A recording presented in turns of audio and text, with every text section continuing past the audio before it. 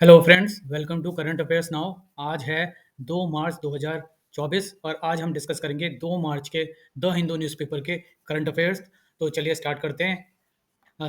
सबसे पहले एक मैप को एनालाइज करते हैं और आज का मैप है फिनलैंड का। फिनलैंड एक स्कैंडिनेवियन कंट्री है और यहाँ पर इस मैप में फिनलैंड को आप देख सकते हो। ये फिनलैंड रसिया से काफ़ी लंबी बाउंड्री शेयर करती है। फिनलैंड की जो टेरिटोरियल नेबरिंग कंट्रीज़ हैं वो है, पहला है रसिया, दूसरा है स्वीडन और थर्ड कंट्री है नॉर्वे। तो 3 कंट्री से जो अपना लैंड बॉर्डर है वो शेयर करता है फिनलैंड। और ये 3 कंट्रीज़ हैं। पहला है रसिया, जो काफ़ी लंबा लैंड बॉर्डर, रसिया से करीब 1300 किलोमीटर का लैंड बॉर्डर फिनलैंड के द्वारा शेयर किया जाता है। दूसरा है स्वीडन और तीसरा है नॉर्वे। फिनलैंड की कैपिटल है हेलसिंकी, जो कोस्टल सिटी है और बिल्कुल कोस्ट पे है। और कौन से गल्फ के या कौन से सी के कोस्ट पे है? यहाँ पर है बाल्टिक सी और ये है गल्फ ऑफ बोथिया, जो हमने 2 दिन पहले भी पढ़ा था जब हमने स्वीडन की मैपिंग देखी थी। तो ये हो गया फिनलैंड, जो रसिया से काफ़ी लंबा बॉर्डर शेयर करता है। और इसके रिगार्डिंग आज न्यूज़ भी है, क्योंकि ये रसिया से काफ़ी लंबा बॉर्डर शेयर करता है और एक नेटो कंट्री है, तो स्ट्रेटेजिकली नेटो के लिए काफ़ी इंपॉर्टेंट माना जा रहा है फिनलैंड को। आज की न्यूज़पेपर की पहली न्यूज़ है, बेंगलोर में एक आईईडी इम्प्रूव्ड एक्सप्लोसिव डिवाइस के द्वारा एक एक्सप्लोजन हुआ है वहाँ के एक रेस्टोरेंट में। इसी के बारे में एक न्यूज़ है। ये जो एक्सप्लोजन हुआ है ये इम्प्रूव्ड एक्सप्लोसिव डिवाइस के द्वारा किया गया है। ये एक लो इंटेंसिटी का एक्सप्लोजन था जिससे किसी को भी किसी की भी जान नहीं गई है। तो यहाँ पर इम्पोर्टेंट पॉइंट है इम्प्रूव्ड एक्सप्लोसिव डिवाइस, जिसको हम देख लेते हैं। इम्प्रूव्ड एक्सप्लोसिव डिवाइस एक तरह का बॉम्ब होता है जो बनाया जाता है और डिप्लॉय किया जाता है कन्वेंशनल मिलिट्री एक्शन के अलावा। जो बाकी चीज़ें वॉर्स में यूज़ की जाती हैं उनमें आईईडी को भी माना जाता है। और ये नॉर्मली इसको रोड साइड बॉम्ब या home home bomb made bomb बोला जाता है, क्योंकि ये टेररिस्ट या कुछ वायलेंट ऑर्गेनाइजेशंस के द्वारा घर में भी बना लिया जाता है। It may be constructed for conventional military explosive such as artillery cell attached to detonating mechanism। इसको मैं एक टाइमर सेट करके इसको एक टाइम पे सेट किया जा सकता है डिटोनेटिंग मैकेनिज्म के साथ, इसको सेटअप करके। तो आईईडी एक रोड साइड बॉम्ब या होम बॉम्ब इसको बोला जा सकता है। और ये इंटेंसिटी इसकी लो थी जिसकी वजह से किसी की जान नहीं गई इस ब्लास्ट में। नेक्स्ट न्यूज़ है जीएसटी कलेक्शन को लेके। जीएसटी कलेक्शन इंडिया में जो फरवरी महीने का जीएसटी कलेक्शन है वो 12.54% अप हुआ है, ये बताया गया है इस न्यूज़ आर्टिकल में। और इंडिया का जो जीएसटी रेवेन्यू है वो 1.68 लाख करोड़ फरवरी में पहुंच गया है। फरवरी का जीएसटी रेवेन्यू मिला के 1.68 लाख करोड़ है। India's gross revenue from GST grew at 3 month high of 12.54% in Feb to cross 1.68 lakh crore, marking fourth highest monthly collection from the tax। तो जीएसटी से चौथा सबसे बड़ा मंथली कलेक्शन फरवरी महीने में हुआ है। तो यहाँ पर ये ग्राफ दिखाता है कि किस तरह से जीएसटी का कलेक्शन 2019 में पहले थोड़ा सा डाउन गया, लेकिन उसके बाद 2021 के बाद ऑलमोस्ट जीएसटी का जो कलेक्शन है वो रेवेन्यू बढ़ता ही जा रहा है। यहाँ पर जो टोटल इस साल का कलेक्शन माना जा रहा है वो है 18 लाख करोड़, जो पिछले साल से 11.7% ज़्यादा है। जीएसटी के जो कलेक्शन है इसमें mainly collection from domestic transaction, जो डोमेस्टिक या इंडिया के अंदर के जो भी बिजनेस ट्रांजैक्शन है उनसे 13.9% इंक्रीज हुआ है, वाइल जो इंपोर्टेड गुड्स है उनसे 8.5% का इंक्रीज देखा गया जीएसटी। मतलब डोमेस्टिक ट्रांजैक्शन और इंपोर्टेड ट्रांजैक्शन दोनों में जीएसटी का जो कलेक्शन है वो गवर्नमेंट का इंक्रीज हुआ है। अब जीएसटी जो 2017 में स्टार्ट हुआ था, इसके जो कंपोनेंट हैं वो हैं एसजीएसटी, स्टेट का जीएसटी कंपोनेंट, सेंट्रल का जीएसटी कंपोनेंट जिसे सीजीएसटी कहते हैं, इसके अलावा इंटीग्रेटेड जीएसटी आईजीएसटी जो इंटर स्टेट का बिजनेस ट्रांजैक्शन होता है, और इसके साथ ही एक जीएसटी कंपेंसेशन सेस भी गवर्नमेंट के द्वारा लगाया गया था। अब कंपेंसेशन सेस क्या होता है? ये एक तरह का सेस है जो कलेक्ट किया जाएगा on the supply of goods and services till July 2022, तो 2022 तक ये जो कंपनसेशन कलेक्ट करने की बात की गई थी जीएसटी के एक्ट में, जो 2017 में आया था। और ये जो कंपनसेशन सेस है, ये कंपनसेट, इसका जो अमाउंट कलेक्ट होगा गवर्नमेंट के पास, इससे गवर्नमेंट कंपनसेट करेगी स्टेट्स गवर्नमेंट को for any any revenue loss on account of implementation of GST. GST लगाने के कारण जो भी रेवेन्यू लॉस स्टेट गवर्नमेंट्स को हुआ है, उनको पैसा, उस लॉस को की भरपाई के लिए जीएसटी कंपनसेशन सेस के फंड से पैसा स्टेट गवर्नमेंट को दिया जाएगा। ये जो सेस है, कंपनसेशन सेस, ये इम्पोर्टेड गुड्स पे लगाया जाता है और एक्सपोर्ट वाले आइटम्स में नहीं लगाया जाता है, जैसा कि जीएसटी के 2017 के एक्ट में दिया गया था। तो यहाँ पर जो कंपनसेशन सेस है, वो भी कलेक्ट किया गया है, यानी कि अभी भी ये जो कंपनसेशन सेस है गवर्नमेंट के द्वारा लगाया जा रहा है to compensate state government for their GST revenue loss. तो जीएसटी के कंपोनेंट हो गए सीजीएसटी, आईजीएसटी, और इसके अलावा सेंट्रल जीएसटी और GST compensation cess. Next news है उड़ीसा के कुछ नेशनल पार्क और वाइल्ड लाइफ सेंचुरी को लेके। यहाँ पर सिमलीपल वाइल्ड लाइफ सेंचुरी की बात की गई है। Simlipal wildlife sanctuary, Satkosia tiger reserve, Simlipal tiger reserve, Satkosia tiger reserve, Hirakud and Kotagarh wildlife sanctuary. तो ये जो 4 वाइल्ड लाइफ सेंचुरी और टाइगर रिजर्व हैं, ये हैं उड़ीसा में। Simlipal tiger reserve, Satkosia tiger reserve, Hirakud wildlife sanctuary और Kotagarh wildlife sanctuary. Orissa में जो टाइगर की, लेपर्ड की जो पॉपुलेशन है, वो पिछले कुछ सालों में 2018 से 22 में पोचिंग की वजह से कम हुई है। हालांकि जो टाइगर रिजर्व के एरिया हैं, उनमें तो पॉपुलेशन स्टेबल देखी गई है, और थोड़ी सी जो पोचिंग के रिस्ट्रिक्शन की वजह से पॉपुलेशन बढ़ी है। लेकिन आउटसाइड टाइगर रिजर्व जो है, वो लेपर्ड की पॉपुलेशन काफ़ी कम हुई है, ये बताया गया है इस आर्टिकल में। और रिसेंटली अभी पब्लिश एक रिपोर्ट जिसका नाम है status of leopards in India, ये रिलीज़ हुई, जिसमें बिग कैट की जो पॉपुलेशन है उसके बारे में जो कमी आ रही है उसके बारे में डिटेल में बताया गया है। अगर हम उड़ीसा की बात करें तो 568 लेपर्ड की इसमें पॉपुलेशन है, और यहाँ पर गवर्नमेंट के द्वारा कुछ स्टेप उठाए गए, लेकिन ये जो स्टेप हैं, ये टाइगर रिजर्व के अंतर्गत ही ज़्यादा स्ट्रॉन्ग देखे जा रहे हैं, क्योंकि टाइगर रिजर्व के अंतर ही पॉपुलेशन जो लेपर्ड की है वो इंक्रीज हुई है। बाकी सारी जगह पोचिंग पे लगाम सरकार नहीं लगा पाई है। तो state government should step up effort toward effective patrolling, और जो भी प्रे रिकवरी है उसके लिए भी सरकार को काम करना चाहिए। और हैबिटेट मैनेजमेंट, जिस तरह से पूरा हैबिटेट है उसको मैनेज किया जाना चाहिए, जिससे कि टाइगर रिजर्व के अंदर जो काम किया जा रहा है वो बाहर भी किया जाए पूरे स्टेट में।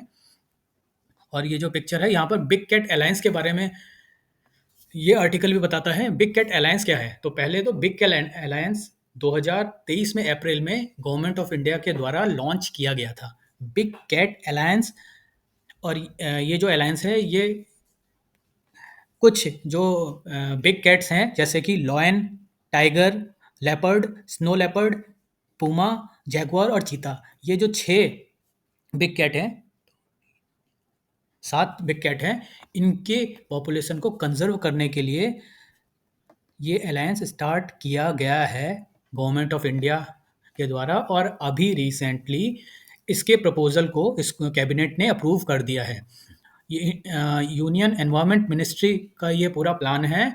और जिस तरह से इंडिया ने Indian international solar alliance start किया था, एक इंटरनेशनल ऑर्गेनाइजेशन जिसका हेडक्वार्टर इंडिया में है, उसी तरह से इंडिया के द्वारा एक बिग कैट अलायंस भी स्टार्ट किया जा रहा है, जिसका हेड एक इंटरनेशनल ऑर्गेनाइजेशन होगा, जिसमें काफ़ी सारे कंट्रीज एंड ऑर्गेनाइजेशन मिल के काम करेंगे टू प्रोटेक्ट बिग कैट्स।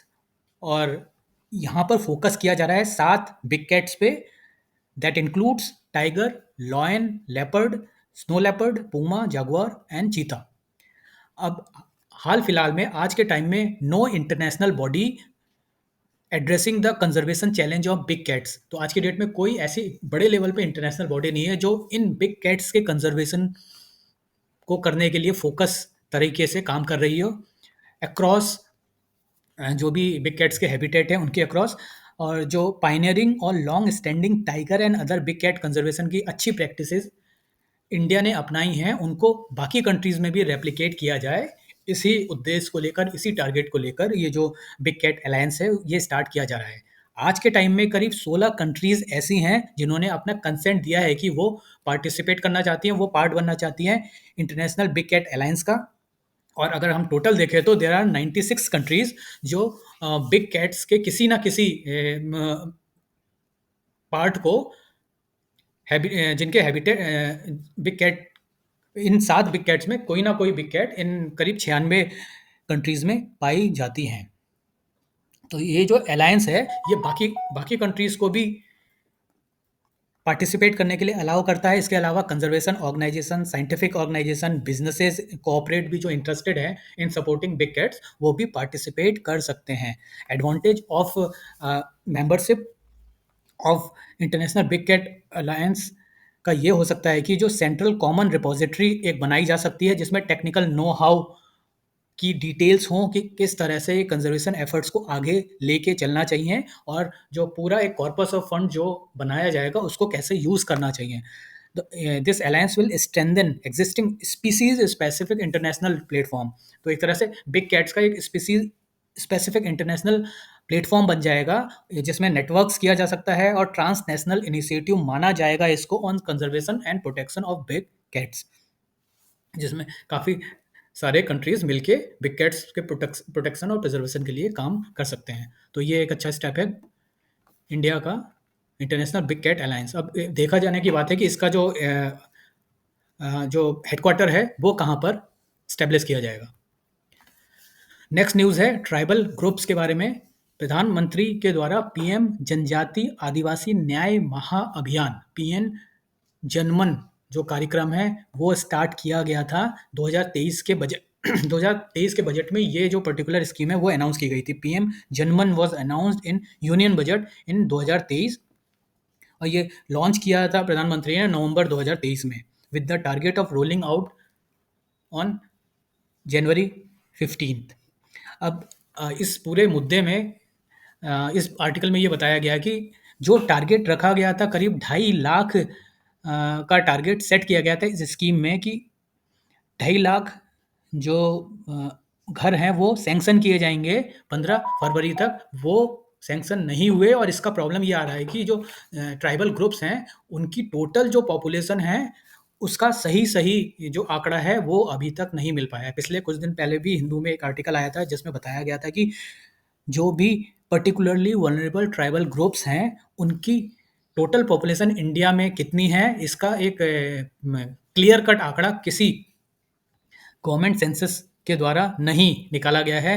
नवंबर में ये 28 लाख मानी जा रही थी, जो मिड जनवरी तक 36 लाख हो गई, और जनवरी एंड में और सर्वे के बाद इसको 44 लाख माना जाने लगा। और ये जो पूरा डेटा है ये गति शक्ति पोर्टल, जो गवर्नमेंट ऑफ इंडिया का गति शक्ति पोर्टल है, उसके द्वारा निकाला जा रहा है कि करीब 44-45 लाख ट्राइबल्स की पॉपुलेशन है, जो जिस पॉपुलेशन को बेनिफिट किया जाना चाहिए या टारगेट किया जाना चाहिए पीएम जनमन स्कीम के थ्रू। इसमें ज़्यादातर जो स्टेट्स हैं वो अपनी आधी अनकम्प्लीट सर्वे के साथ ही ये जो सैंक्शन है वो घरों का कर रहे हैं, और जितनी डिटेल है उतनी डिटेल को आगे लेकर चला जा रहा है। प्रॉब्लम क्या आ रही है इसमें, टोटल जो पॉपुलेशन है ट्राइबल ग्रुप्स की, या जो पर्टिकुलरली वल्नरेबल ट्राइबल ग्रुप्स हैं उनकी जो पॉपुलेशन है उनमें प्रॉब्लम, उनकी टोटल काउंट करने में प्रॉब्लम ये आ रही है कि ये जो पॉपुलेशन है ये स्टैटिक नहीं है, ये चेंज होती रहती है। स्पेशली कोई भी ट्राइबल ग्रुप जो मोस्ट वल्नरेबल है ये रेगुलरली माइग्रेट करते रहते हैं एम्प्लॉयमेंट के लिए, एक जगह से दूसरी जगह जाते रहते हैं, और इसके अलावा इनके जो हाउसेज हैं ये भी फिक्स नहीं है। तो यहाँ पर जो भी जितना भी डेटा है उसको लेकर आगे बढ़ा जा रहा है, और गवर्नमेंट ज़्यादा से ज़्यादा जो हाउस होल्ड है, जो टारगेट सेट किया है गवर्नमेंट ने 2.5 लाख घरों का जो सैंक्शन करना है, उसके लिए काम कर रही है। जो स्कीम का टोटल आउटले था, टोटल कॉस्ट था, वो 24,104 करोड़ का था, जो 3 साल में स्पेंड करना था, जिसमें से 80% का जो फंड है वो construction of houses and roads के लिए ही है। 24,000 करोड़ का टोटल आउटले है, जिसमें से 80% घरों के कंस्ट्रक्शन और रोड कंस्ट्रक्शन के लिए है। और ये स्कीम 2023 के बजट में आई थी। प्रधानमंत्री ने 15 नवंबर को इसको लॉन्च किया था और रोल आउट किया था 15 जनवरी को। ये इंपॉर्टेंट पॉइंट है इस स्कीम को लेकर, प्रधानमंत्री जनजाति आदिवासी न्याय महाअभियान। इंडिया यूएसए से एक ड्रोन परचेज़ करने के लिए प्लान कर रहा है और ये ड्रोन जो है इसका नाम है MQ-9B high altitude long endurance armed unmanned aerial vehicle. और यूएस की जो कंपनी है जो इंडिया को ये सेल करेगी उसका नाम है जनरल एटॉमिक्स। तो जनरल एटॉमिक्स ने बनाया है MQ-9B UAV high endurance UAV, जो ये फोटो में दिखाया गया है। और ये जो ड्रोन है ये इंडिया प्लानिंग कर रहा है 31 जो ऐसे यूएवी है वो परचेज करेंगी इंडियन गवर्नमेंट। और टोटल जो एस्टिमेटेड कॉस्ट है इस प्रोजेक्ट की वो है $3.99 बिलियन, करीब $4 बिलियन की ये जो डील है वो होनी है। बट अभी चुनाव की वजह से ये जो डील है ये चुनाव के बाद ही अपना फाइनल शेप लेगी ऐसा माना जा रहा है। यहाँ पर ड्रोन का नाम इंपॉर्टेंट हो सकता है MQ-9B जो जनरल एटॉमिक्स यूएसए के द्वारा बनाया गया है, मतलब जनरल एटॉमिक्स का ड्रोन है MQ-9B। Google removes metronomy streaming apps over फीरो। अब गूगल और कुछ इंडिया की ऐप कंपनीज हैं जिनमें अभी एक तरह से कॉन्फ्लिक्ट चल रहा है फ़ी पेमेंट को लेकर। गूगल का एक मार्केट प्लेस है, ऑनलाइन मार्केट प्लेस, जिसमें जो ऐप है वो अलग अलग कंपनीज अपनी ऐप रखती हैं और वहाँ से लोग ऐप डाउनलोड करते हैं। तो गूगल का कहना ये है कि जो आपका ऐप का स्टोर है उसकी फीस ये चार्ज करती है। अब कंपनी का कॉन्फ्लिक्ट ऑलरेडी चल रहा था इंडिया के डेवलपर्स से over in app payment fees को लेकर, और सुप्रीम कोर्ट ने ये जो कंपनीज हैं इंडिया के डेवलपर हैं उनकी एक पेटिशन थी जिसको डिक्लाइन कर दिया है, जिससे कि जो डेवलपर को रिलीफ मिलनी चाहिए थी, इंटीरियम रिलीफ मिलनी चाहिए थी, वो नहीं मिल रही। और उसके बाद गूगल ने काफ़ी सारी जो ऐप्स हैं उनको डीलिस्ट कर दिया, अपने प्लेटफॉर्म से हटा दिया है। ये जो ऐप्स हैं मेनली ये हैं Bharat matrimony, truly, medley, quake quake और इसके अलावा बालाजी टेलीफिल्म का ऑल्ट और कुकू एफएम। तो ये जो ऐप हैं ये गूगल की जो payment in app payment fees है वो देने से मना कर रही थी। और उन्होंने बोला था कि ये फीस इसके अगेंस्ट इन कंपनीज ने, इन डेवलपर्स ने फाइल किया था केस सुप्रीम कोर्ट ने में, और सुप्रीम कोर्ट ने उनको रिलीफ देने से मना कर दिया। तो ये पूरा मुद्दा चल रहा है जिसके बाद गूगल ने डिलिस्ट कर दिया है कुछ कंपनीज को। नेक्स्ट न्यूज़ है फिनलैंड को लेकर। हमने पहले स्टार्टिंग में ही फिनलैंड का मैप देखा था। फिनलैंड ने नाटो ज्वाइन किया था अप्रैल 2023 में और ये 31वां मेंबर बना था नाटो का। उसके बाद अब 32वां मेंबर कौन सा बना, जो हमने कुछ दिन पहले देखा था, स्वीडन। तो 31वां मेंबर बना। और फिनलैंड ने जो नाटो ज्वाइन किया था वो यूक्रेन पे जो रसिया ने अटैक किया था उसके जस्ट बाद इन्होंने नाटो में ज्वाइन करने की जो अपनी प्रक्रिया है वो स्टार्ट कर दी थी।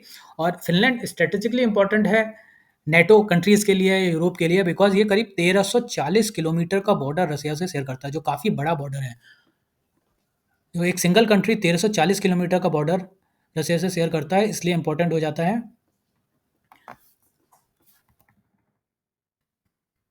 यहाँ पर ये हमने देखा था, ये इतना बड़ा बॉर्डर है फिनलैंड और रसिया के बीच। तो ये थे आज के न्यूज़ आर्टिकल्स। आई होप कि आपको पसंद आया होगा, और अगर आपको पसंद आया है तो वीडियो को लाइक करें, शेयर करें, सब्सक्राइब करें और कमेंट भी करें। Thank you.